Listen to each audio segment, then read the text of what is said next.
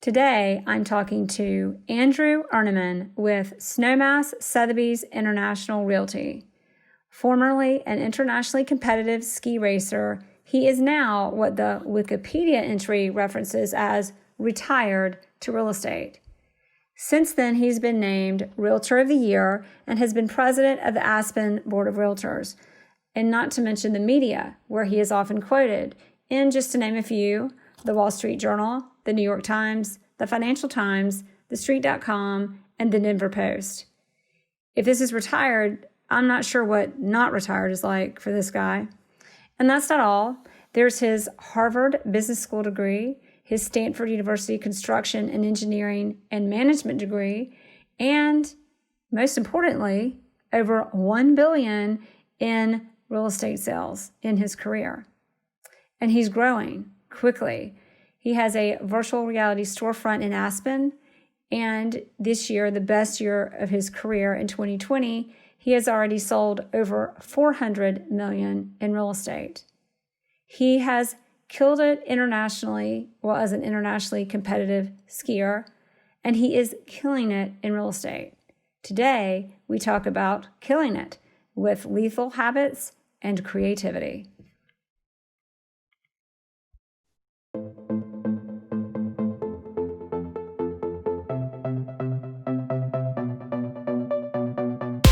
Thanks for listening to the Jerry Metcalf podcast, where top real estate agents tell how they do it. This podcast was created for real estate agents across the country to come together, sharing ideas to take your, their, and our business to the next level.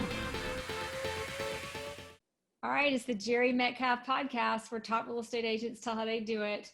And we have today in Aspen, Colorado, Andrew Ernemann, a top real estate agent with Sotheby's International Realty. Andrew, thanks for being on. Thank you for having me. Appreciate it, Jerry. So everybody, Andrew and I have probably done the least planning for what we're really going to talk about. So this is going to be fun. I kind of know some things about him though that I can't wait to ask. But tell us, how and why? You've been in the business how long? Around almost 10 years? I've been selling real estate just a little over 11 years. I was born and raised in Aspen. We have now about 700 realtors here in our small little valley. And I grew up telling myself I will never be a real estate agent in Aspen because that's what everybody does. And I kind of fell into it in 2009. I was working in real estate development, and that all dried up with the Great Recession. And I didn't want to travel around the country finding deals. So I thought, what can I do to stay in the valley? And my wife and I were just starting our family at the time. And a real estate broker who I'd done a lot of work with, who's very creative, right-brained, I'm much more analytical, left-brained. She talked me into partnering with her. And we partnered together for a handful of years, and fast forward to today, and it's been a good ride. Wow. So 09 recession, you were in development. You've got to give us a little bit of what was that like? What kind of development? I moved here to work with a husband-wife small team, just developing historic properties in Aspen. And historic by Aspen standards was when Aspen was a silver mining town, founded in the late 1800s. We have these Victorian style houses and old brick houses.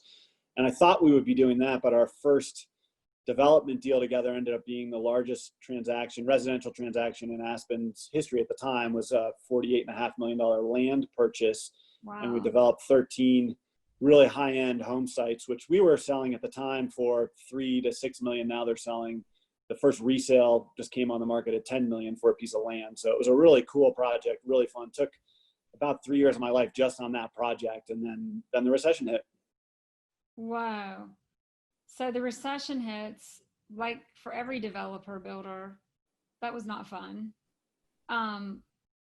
Kind of walk us through how that unfolded and transitioned. Sure. So, like you said, it wasn't a fun time, and we had our own challenges with that particular project with our lender and trying to get the remaining lots sold that we had. And the husband-wife team I was working for decided, okay, we can't just focus on this project. We've got to keep going and find new projects. And Aspen's such a small market, there was nothing happening in terms of acquisitions or opportunities. And that's when I started looking around and saying, what are my skills? I have a consulting background. I could be some kind of a real estate consultant. And I started down that path. And then literally realized there was a niche in the market here to provide really good information, good market information and reports to other developers, to bankers, prospective buyers, sellers.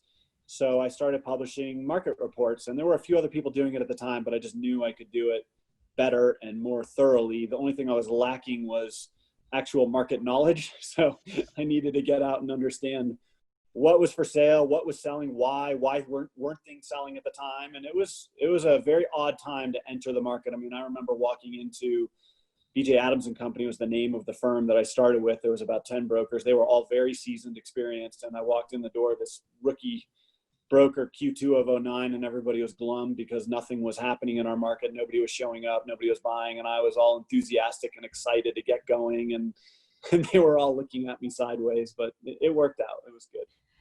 Well, at least you had something to keep you busy doing market reports and actually make you a good agent. Did you have some insight, I'm assuming, from being a developer as to what makes up a good market report?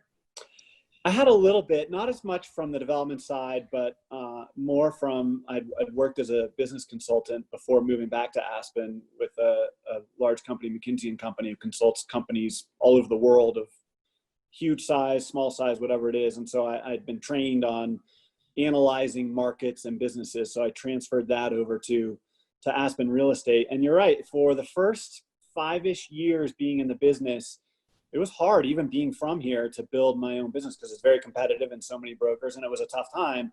But doing the market report, I would spend all day, every day, just researching and coming up with better ways to do it. And it was a constant project every month, making sure I sent out an email newsletter to my growing list of contacts, and then publishing hard copy reports to mail out.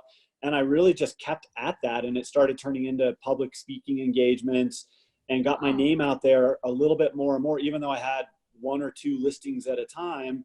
It was a great way for me to stay focused, to commit to the business and start building a brand, which has really served me well in the last several years, for sure.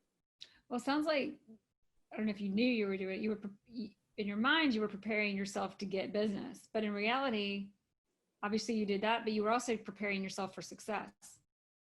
Absolutely. In fact, one of the things that I've really reflected on the last year or so, and been trying to coach some of our younger and newer brokers at Aspen, Snowmass, Sotheby's, is to really understand the foundation. So number one, know the business, meaning know what it takes to be a real estate broker, understand contracts, understand negotiation.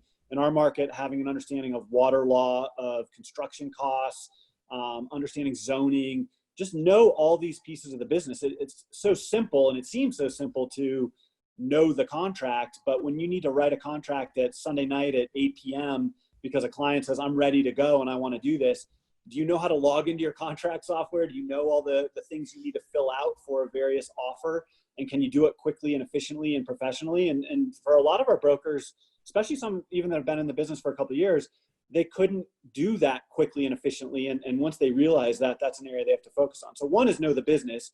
2, what I was really doing with the market report was know the market. So do you know all the inventory? Do you know your neighborhood or your niche? If it's residential, commercial, rental, sales, do you know everything you should know about your market? And if you do, if you know the business and you know the market, then the third part is, how do you get business? How do you generate business? So I couldn't have probably put it into those concise terms when I was just starting out, but instinctively I kind of knew that's what I needed to be successful, was know the business, know the market, and generate business. And that's what I do every day now, is focus 90% of my time on generating business, because I know the business and I know the market, and knowing the market's ongoing. But once you really dig in and know it, it's kind of just second nature to keep up with it. So most of my time now is on creating value, generating business. And what's your biggest, well, knowing the market when you're doing business, you're knowing the market by doing the business, and you're knowing the business by doing the business. So now you're just generating, now you build on that. Right. So everybody, number 1, know the business. Number 2, know the market. Number 3, generate business. Generate business for you, what does that mean? How do you do that? For me, I've always, and I entered the real estate business looking at myself as, I want to be a trusted advisor. I want to be a source of information. And certainly the market report's an easy way to do that, but really more equating it to, a lot of our clients, my clients here, they're very wealthy and accomplished, and they may own homes in several markets, or maybe this is the only market. But I use the example all the time. If you were going to invest $1 million or $10 million or $20 million, as is the case with a lot of home purchases or sales here, would you do that with somebody you just met on a gondola ride or who also bartends on the side? Or would you do that with somebody, if you were going to invest in financial markets, somebody you vetted out at Goldman Sachs or JP Morgan who's been in the business for 20 years and your friends and their other clients vouch for them? If you're investing in the financial markets, you're probably doing the latter. You're really doing your homework. But for whatever reason, so many people don't do that same level of diligence or homework when they're selecting a real estate broker. I think people in general just honestly think so lowly of our profession, or that we're all the same, and it's just literally I need a broker to slap my home into the MLS and take some photos, or I need a broker to chauffeur me around and show me some homes, versus somebody who can add value to the situation. So I spend a lot of my time helping my clients see where I'm not just an ordinary real estate broker, where I am an advisor. I can offer them hopefully more, and whether that's experience or expertise or just rationale or whatever it is, to where they see me as that trusted source, and then they refer me. So that's what most of my focus on is these days. How do I do that in a new way, a professional way, and keep excited about it? Well, and how do you do that? Constantly changing. So I'm restless. I mean, every, I'd say 18 months to 2 years, I feel like I need to reinvent and do something new. And, good examples of that are 5 years ago, just feeling like virtual reality tours were not adopted in our market yet. And frankly, weren't adopted widely around the US at the time. So I opened a virtual reality showroom. I knew nothing about all the technology, but I literally went from 0 to 100, where I had learned about touchscreen TVs and Oculus Rift virtual reality goggles and Matterport and Spinatic tours.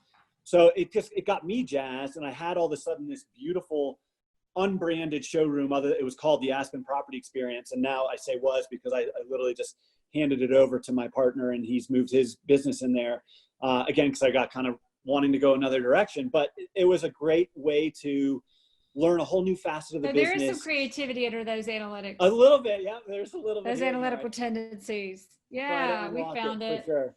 So that's a good example. Most recently, I rebranded my website, aspenreimagined.com, and put on there Aspen Reimagined. Love it, .com. And put on there my approach to listing properties and some creative ways to try and list properties to resonate with sellers who don't want the norm of let's just go into the MLS and, like everybody else, wait for the buyers to show up. And I'm still building out the market report part of that site, and I've got some new ideas the juices are flowing. My creative time is usually every morning around 6-ish. I'm up hiking, biking, or skinning up the mountain, and that's my exercise, but really my meditation. And that's when I get my brain clear and start getting good ideas. And if I'm really busy with deals and transactions or crappy clients or whatever it is, that takes up my brain time. But when that's not filling my brain, the creative part goes for sure. We discovered it. I knew it was in there. You pulled it out of me. You combine that with the data, the organization. Now, I think you're pretty, from what I understand, you're pretty regimented or ritualistic, whatever word we would want to use for that. I like to have my routine for sure. I operate well with the routine. So my days are, I kind of joke Groundhog Day, but it's a great life and great days. So I can't complain. Well, there's a saying that through discipline, I don't know what the saying, but what comes about, like through discipline that's where the freedom is. Most of us want to do what we want to do, but the way to get to do what you want to do is to have your rituals and your discipline that free you up for room to do what you want to do. There's the other side of that too, which I've heard is don't be the person who just has to organize the colored pencils in the right order all day before they can get anything else done. And sometimes I have to remind myself, it's great to be organized and have my systems, which I'm big on having efficient systems in place for myself and my team and in my life in general. But sometimes I have to remind myself, okay, I can stop filing and organizing things the way I want them and actually get down to real work. Yeah, sometimes I would go the opposite because I do the work so much. I'm like, okay, I can't get work done efficiently because nothing's organized. Isn't that the beauty though of this business right. for sure? Many others is it. I mean, I've met so many different personality types that are super successful at this business in so many different ways and use different tools or just personality. So, I mean, that's what's cool about it. Well, I think in this business, the book, I've mentioned this book a lot lately. Mark Noah in LA gave this to me, but Relentless. Uh-huh. And the quote in it is, to have what you really want, you must first be who you really are. It's good. I mean, that should be the subtitle to the podcast. Sounds so simple, doesn't it? Yes. So back to you. I mean, we've got the rituals or the routine, I should say, and then we've got this creative side of you where you actually are a lot more creative than you originally admitted, doing virtual reality, not just virtual reality, but a virtual reality studio. I want to kind of intertwine some things I do know about you. In doing all of this, I'm going to pause for a minute and let everybody know you recently did, I think it was a $19 million transaction. I think the one you're talking about was 18.3. 18.3. Oh, I'm sorry, y'all, off 700,000. That's a lot of money. Just a rounding error. Right. So that was through virtual reality tours and what you said, knowing your market. You knew the market, Mm-hmm. and this was through someone who called. I want to pull that story into this, but you give us, did the virtual reality kind of storefront have anything to do with that? Was that the before or after on the virtual reality storefront loosely had something to do with it, mainly because that particular property was a test case for getting into virtual reality, and my knowledge and background about virtual reality is what brought me to a point where this particular buyer, this client who bought the property, was my seller, my listing, and ended up fortunately representing the buyer as well. I was able to use, just a simple Matterport tour that more and more people are using all the time, and it's pretty prevalent now, but use it in a way that it got this buyer super comfortable. He never saw the penthouse before he bought it. He did not see it until 2 weeks after he closed on it. It was a 2-week start to finish contract, no contingencies. And we got there because, frankly, of the Matterport tour. That's what got him over the hump of understanding the property, seeing it, being able to analyze it on his way, like inspect the property basically from afar. And there was a lot more there in terms of the negotiation and personalities and everything else. But yes, that was a big part of selling that property. So you were doing the Matterport virtual reality tours, and in doing that transaction was the impetus for going, wait a minute, we need to take this is really powerful. Let's take this to the next level. Actually, it was the other way around. I had already taken it to the next level, and that's what enabled me to get this guy to step up. He had so much comfort that this was something that I could walk him through and he could understand because of my background in it. And it's like a perfect example of know the business, know the market. That was a microcosm of, I know virtual reality pretty well now, and I know how to use it as a tool. So aside from that, I've probably sold 3 or 4 homes of reasonable magnitude, 10 million plus, just because of that virtual reality showroom and transactions that otherwise wouldn't have happened because of how I was able to use the technology. So yeah, you take somebody who really was not tech savvy and got to a point where I could generate hundreds of thousands of dollars of commissions off of it. It was pretty cool. That's impressive. I know I've heard the story a little, but tell us, I shouldn't even tell you all that, but how, because, being brokers, we get calls all the time. This was a call. And walk us a little bit through how the call unfolded from a call to not even getting in the property, but let's bring home knowing your business, knowing your market. Sure. And developing the business, because that's a great example. Yeah. So rewind about 6 or 7 weeks ago, and which is not a long time ago, but it was a very different feeling and environment and market in Aspen at the time. We were fresh off 2 months of total shutdown and nothing happening in the market, no contracts, no closings, nothing, and a pretty bleak outlook for the summer. And all of a sudden the phones started ringing with people wanting to rent in Aspen for the summer, and a few calls and emails of the opportunistic buyer type looking to get into Aspen in what they felt would be a once in a generation or once in a cycle at least distressed market. And it's interesting because a lot of calls, I started fielding more and more calls, and the momentum picked up of where it was pretty nonstop, actually. People looking for where is a deal? What sellers are in distress?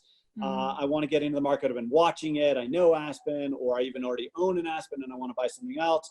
And this was one of those calls. This buyer did not own an Aspen, had not owned an Aspen, but had been visiting here for several years, and basically said, look, I want a deal. I want to find something. I only want to work with listing brokers. I looked at your website, Andrew. Looks like you have a couple listings I'm interested in. Let's talk.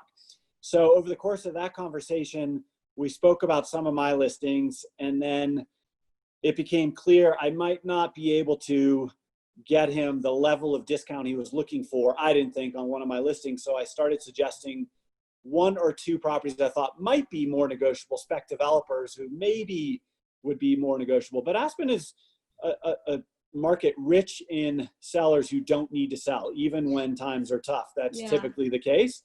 Yeah. So the distressed buyer onslaught was not easy to navigate because we didn't have, and definitely don't now, a huge number of distressed sellers.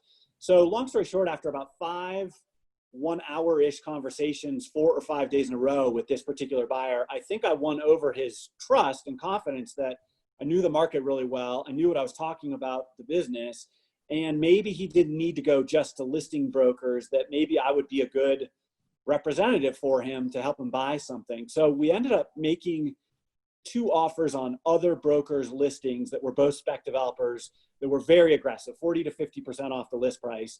And we just didn't get there. We actually negotiated. But you were willing to, you knew it wasn't going to happen, I'm assuming. Right. But I also knew, so one of the things I've learned over the years is never say no to writing an offer. So when you have a buyer who says, I want to make an offer, don't be the don't insert your own opinion going back, there's no way we'll get it for that. Don't waste your time. No, write the offer, because now you're in. Now you've got a buyer who's engaged in the process, and it gives you an opportunity as a broker to show your skills. And you might not be able to negotiate 50% off, but I was able to negotiate 30% off on one of those listings. And I think that spurred him to say, okay, I've got a good horse here. Let's keep going, Andrew. Let's find something else. And we circled back to the Dancing Bear penthouse, the one that he ended up buying that was my listing. And I said, look, the seller just reduced this from 30 million to 24 million, a $6 million reduction a few months ago.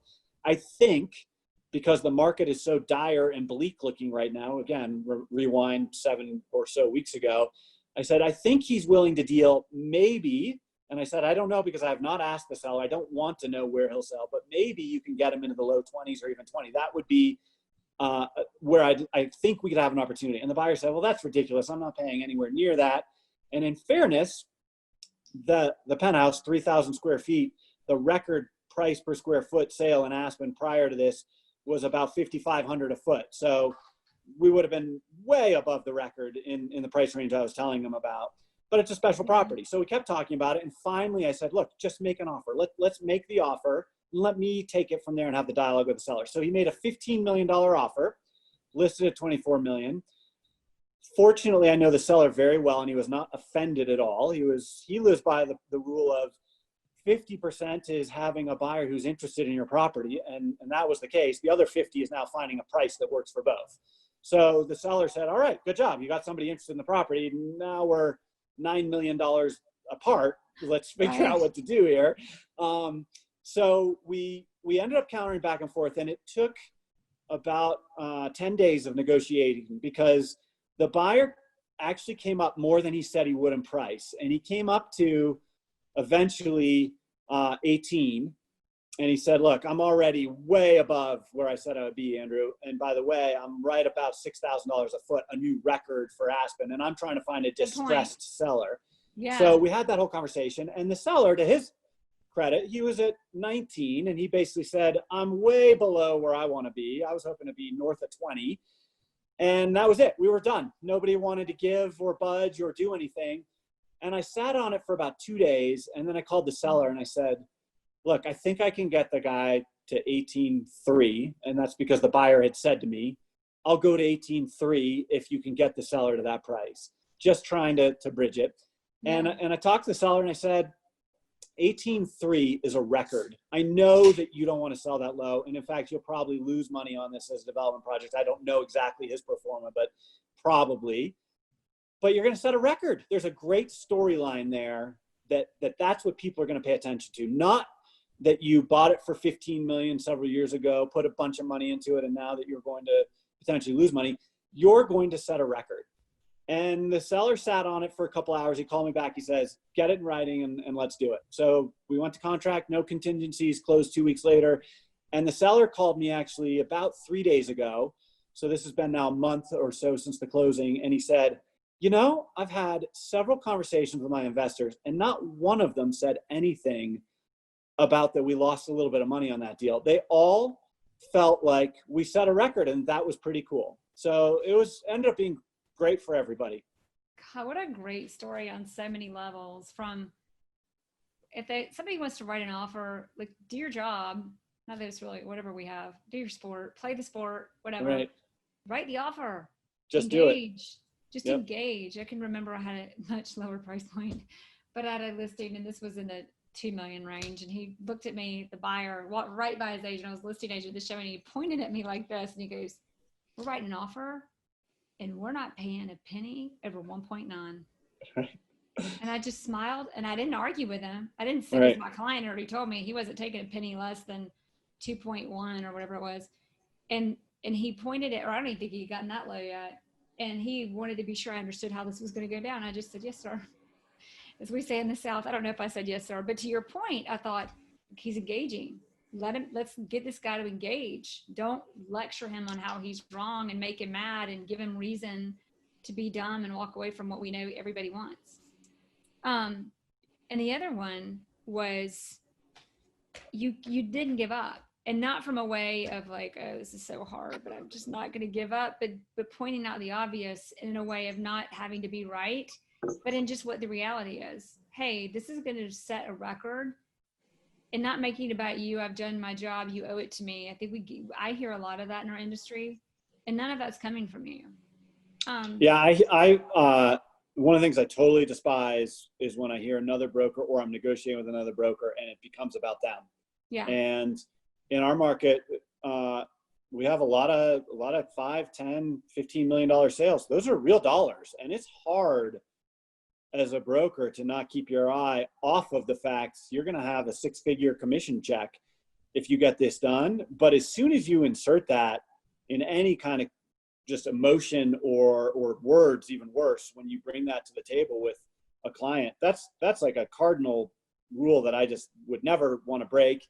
And it was hard the first couple of years in the business to not, because you need that commission check. That's your payday. That's how you're feeding your family and keeping the lights on. Yeah. And regardless of where you are on the income scale or sales scale, that is the worst thing you can do, because the clients see right through that. You lose their trust right away. You have, I think, no opportunity of really focusing on what's at hand. In fact, it became so powerful to me when I realized, and this took several years, that it's even better sometimes when you can take it away. So when I could go to the client and say, when he was at 19, and I can say, I think we're done. You know, the buyer won't go above 18. You won't go below 19. Let's just move on. I mean, it was a good effort on all of our behalf. Let's go find your buyer who's going to pay 19 or 20 or more. Great job. And let's move on. I think it really helped then when I went back to the seller after a couple of days and I said, look, I've been thinking about this and I really feel like this is our buyer.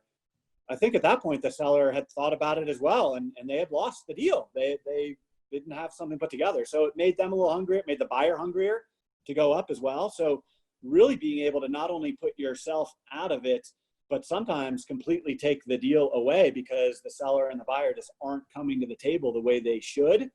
And if you have the market knowledge where you can actually show both, or one or the other, if you're representing one or the other, that this is a deal they should do and here's why, but not make it like you're forcing them to do it, make them see why. I think that's really powerful too. Having the emotional awareness and the ability to empathize in a way that you're negotiating, because I think a lot of it agents do, and you know, I hate to admit I've been guilty of it. I'm sure I have. I'm going to pretend I haven't. Put that out of my mind. But when you've just got to realize, like, think about the steps backwards that you go when you start making a deal about yourself and your commission. That's not what we're being paid. We're not being paid. Right. We're not being paid to make the deal. But the reason why we're being paid is to make the deal about the other person and look out for them. Yep. I used to find myself getting into disagreements or sometimes arguments with the broker on the other side, trying to make the deal or trying to get through the inspection contingencies and come to resolution. And I honestly don't think in the last 2 or 3 years, I don't think I've had a heated discussion with an agent on the other side, because I've really done a much better job of putting myself in a place where I say, it's not about me. And it's literally doing a good job for my client and hearing what my client wants me to convey, or knowing what they want me to convey. And sometimes reading between the lines and conveying what I think they should be wanting me to convey if they haven't said it, and doing that in a way where I think it represents their best interest and helps them. But doing it in a way where it neutralizes the other broker and myself. Hey, there's no point on us arguing here. It's really what our clients want. And so let's see where we can take this. And that's not always easy, but it's a lot more powerful when you can do it.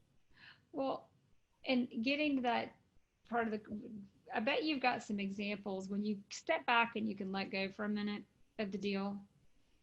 Things start, I think we all have this subconscious fear of reality when we're attached to a result. We don't want the truths to come out that could keep us from what we want. And when you eliminate that attachment to the deal, you open up the opportunity for more things to rise that actually aren't so bad after all. Right. So true. And there's another example of that I've really embraced in the last 6-8 years, which is just in a totally different track in our business, nothing to do with the deal, is when I started realizing the difficult clients, the ones that take 80 or 90% of your time, but only account for 10 or 20% of your business. When you can say no to them and you can say, I don't need this listing. I'm not going to take this listing because I can already sense there's an incongruence here with our personalities, or I'm not the right fit for you, versus I got to take every listing that comes in the door, or this is a really big listing or key listing, so I need to take it. When you can say no to that because your brain or your heart or both are telling you this isn't the right situation for you, it opens up so much time and opportunity to go generate other business, better business, more business. And I can relate that to a geographic focus when you finally realize I don't need to go farm that neighborhood or that location because it's such a far drive. I'm spending too much time in my car, or the price point's not the right one for me, too high, too low, whatever it is, or the type of home isn't what I'm a specialist at, or whatever it is. You can all of a sudden, if you start just stepping away and saying, where should I focus my time that I'm most productive, I'm happiest, and I can add the most value, that unlocks the potential, really the time in your day. And I tell our other agents all the time, we've had a lot of really fun calls where I say, look, if you can free up 30 minutes a day, or let's say you could free up an hour a day by not being on the phone with a problem. You could have a podcast. Anyway, keep going. Whatever, being on somebody's podcast an hour. If you can free up that hour a day, then you translate that just to a 5-day work week, never mind the 7 that we all work, but 5 days a week, that's 5 hours. It's 250 hours a year. And that translates to about 6 work weeks a year, just an hour a day of being more efficient or not dealing with. This is the analytical side of Andrew, everybody. Yes. Okay. So to elaborate, I'd love to hear what you were saying was making me think about, as I've been in business actually longer than you, but you get to a point where it's funny, the paradox of it being about you becomes about the client. For example, I've been in a situation where I'm like, look, I can't take this client because I have too many clients to take care of, and I cannot afford to lose the momentum and the care and what I truly owe and am dedicated to deliver on to all these wonderful people that I am so grateful to have and to be able to serve, because I know how much it took to get here. And I'm not going to let someone who doesn't understand or just isn't a fit. I mean, it's not about them being bad. They're just not, I can't offer that client what they need. Right. And there's so much I have to offer to these other clients. Absolutely. My business has really become, it's funny, as you progress, it becomes about people always, the being a leader is about what you're doing, how you're serving everybody else. When I was probably in the business for less than 6 months, a broker in my office lost a listing. She had it for a year, and the seller let it expire and listed it with a broker at another firm. And she was in her office just mad and kind of lamenting that she had put all this time in. She had baked cookies for open houses. She had staged the property, and on and on. And I just wanted to console her a bit. So I popped my head in the door and I just said, you know, the way I look at that is that's a sunk cost. You're done. Like that seller didn't appreciate what you brought to the table, and you put a lot of great effort into it. But now you've got all that time to go win some new business. And she turned around to me and she said, you obviously don't understand how this business works. And I'll never forget that, because that agent now is at Sotheby's, at the company that I'm with. And she has averaged for so this was a little over 10 years ago. She's averaged somewhere between 15 and $20 million of sales a year. She's done great. And I went from, at that time, about 10 million sales a year to 10 to 20 plus times that on average. And I do look at that as an example of a lot of agents who are well-intentioned, good at what they do, just can't let go of some of the personal baggage and the personal stuff with their sellers or their clients. And if you could, and open your mind and free your mind, it'll let you go pretty cool places. Yeah. Take from the bad what you learned, and look at it's what you focus on gets bigger. Focus on the bad deals, and the bad deals get bigger. Right. There become more of them. Or focus on all that's so great. There's a I can't even remember. I'm so embarrassed. I can't remember her name. I'd love to quote her. She's in Atlanta. She's a Sotheby's agent. And she says, every day I wake up and I focus on every client, and I focus on every listing. And I think not just in her activity, but in her meditation. And she has this visual and the gratitude that she has for every client and every listing. And she sends them good energy and she sends them gratitude. And in doing that, what it does for her business and the way it compounds her business, and it kind of, like she says, almost like magically helps her see, if she can't do that for business, then it needs to go. But yeah, but what a great story. Okay, so now I love the stories too, by the way, because when we just speak about ideas, like everybody can make up their own version of what we mean by it. Right. I'm going to ask you our final 3 questions on the show. And the first one is, what have you found to be your most powerful tool in business, as far as in delivering business and winning business and being a good agent? Is it your market reports? Is it a CRM? What is it? I really believe in just information is power. So when I can be in the car with a client and drive around and talk about all the different homes on a particular street or neighborhood and what they've sold for, what they're listed for, when I can dig into the experience of, I faced this in a deal before when we ran into this inspection issue or this zoning issue. I mean, I'm dealing with a bear of one right now that's a zoning issue. And when you're on the phone with clients who are powerful, successful, and big egos a lot of time, and you can tell them things they don't know, and be the source of information to them, usually they're willing to drop their guard and listen to you a little bit more. So that's really powerful to me. Is there a book that just has completely changed your life and or career? I wish I could say I like reading, but I have not made time for reading in a long time, other than a brief period during the COVID shutdown. I can't believe you're not a reader, Mr. Analytical. You're too busy doing spreadsheets and opening virtual reality for storefronts. What's interesting is I think about this from time to time. I don't really know, because I don't live in somebody else's life or their house or how it works. But other than football season, and we love to watch a lot of football in our house. You're not very happy this season. No, I watch very little TV. I read very little in terms of books. I just don't find time for it. I love to cook. I love to exercise. I love time with my boys and my wife. But my days are full. I mean, I'm up at 4:35 every day, not by alarm, by nature, and I'm in bed at 9 every night because I need to go to bed early because I wake up so early. But I don't have time to do other stuff. We're going to finish this question, and we're going to get through your ritual. We didn't get through that. We're going to run through that before we finish. But I'm still going to finish this second question. If you don't have a book, what is your greatest source of inspiration?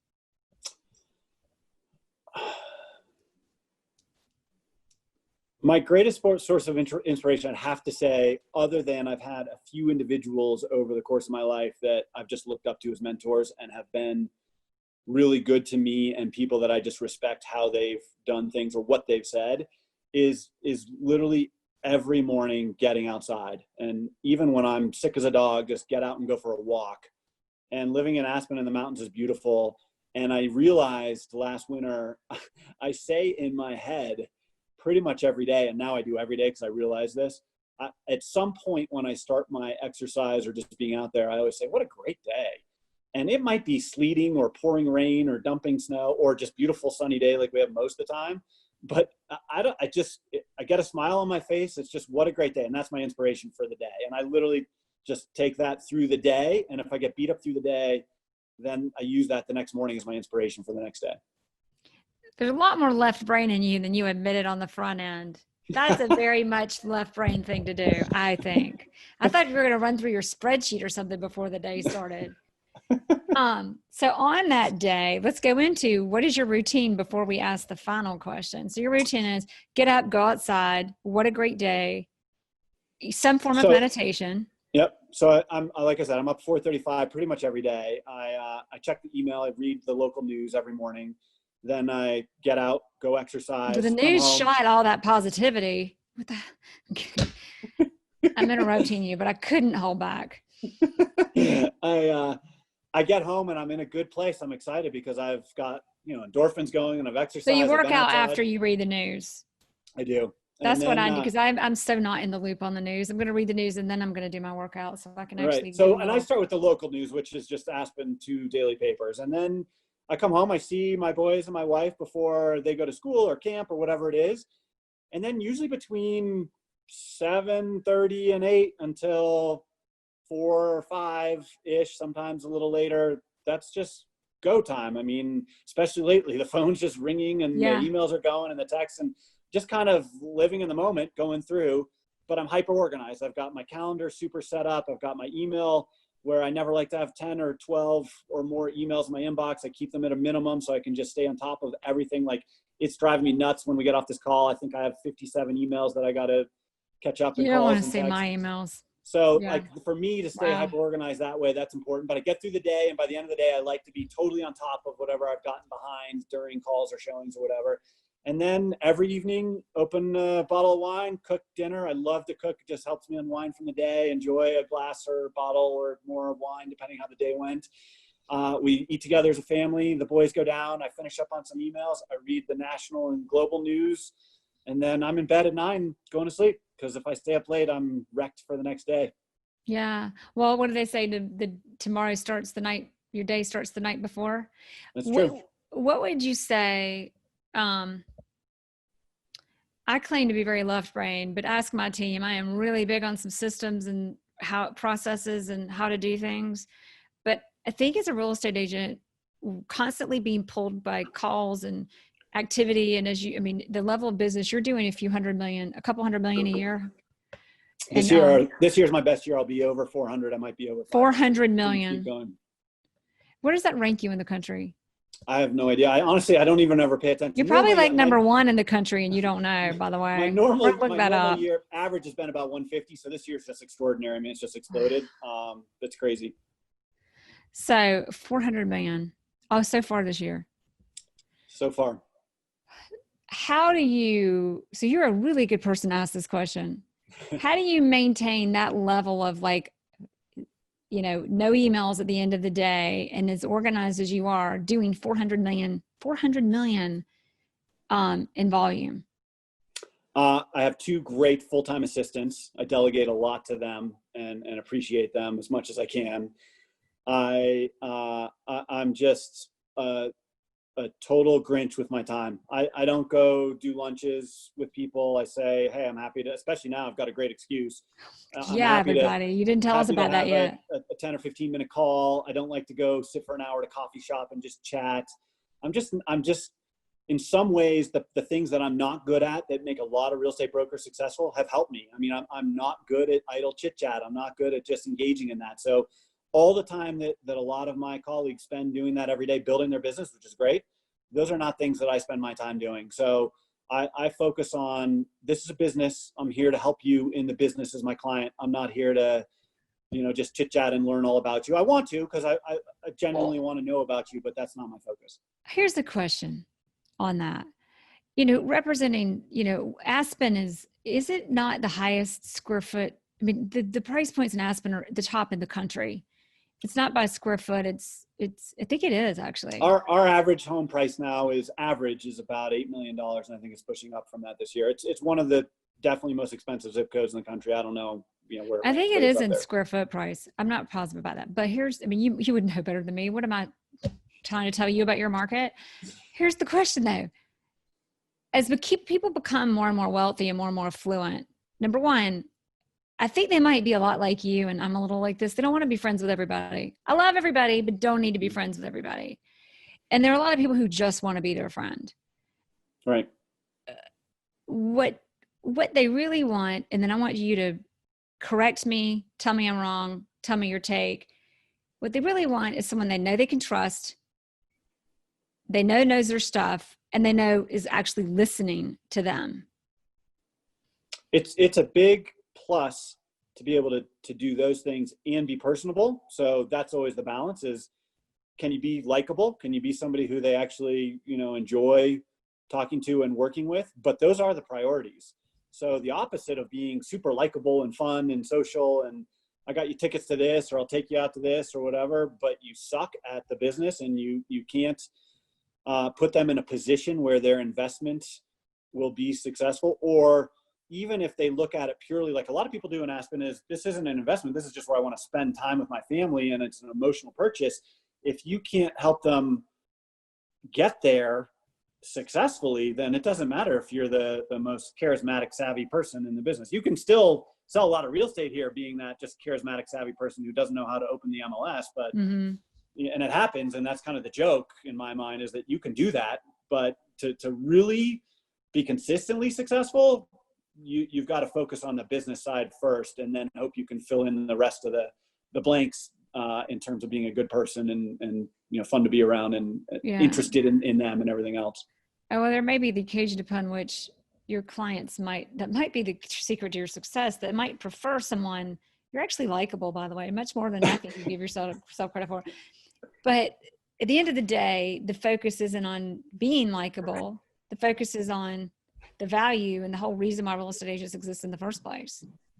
Right. It is. Absolutely. I mean, if you go to the core of what we're about and what we're supposed to do, it's not complicated. It's just keeping a focus on that and really, are you doing that every day? Are you waking up and you're focused on doing that every day? Or are you going in 15 different directions, getting sidetracked, and you're relying on your personality or your network to try and build your business? You can do fine with that. You can actually do really well in the business with that. But to me, that's not the key to unlocking your full potential.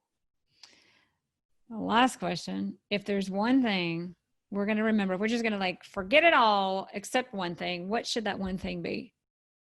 In my world, that one thing is I want to be a great dad and a great husband.